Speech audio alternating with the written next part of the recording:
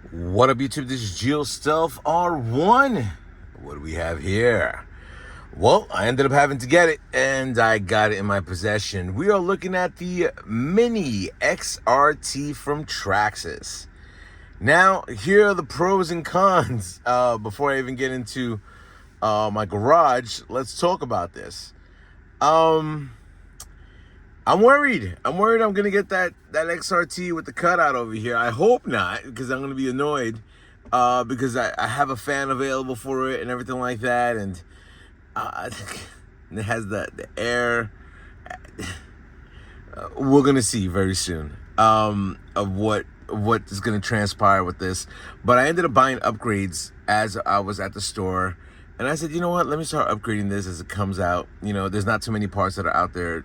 I believe they got a wing, a lot of plastic parts. I was kind of annoyed because the Mini Max got a wide kit, but I ended up buying the drive shafts. So the steel drive shafts, so it's not going to work for me, which kind of annoyed me. But let's talk about what we're going to be expecting. This is what I got in the goodie bag right now.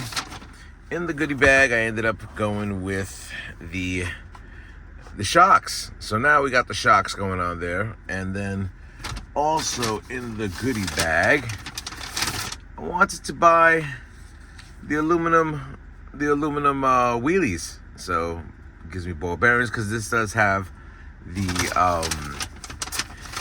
3S available. And talking about 3S, I ended up going with a 3S battery. So yeah, I am prepared. I'm gonna be looking at my Mini Max.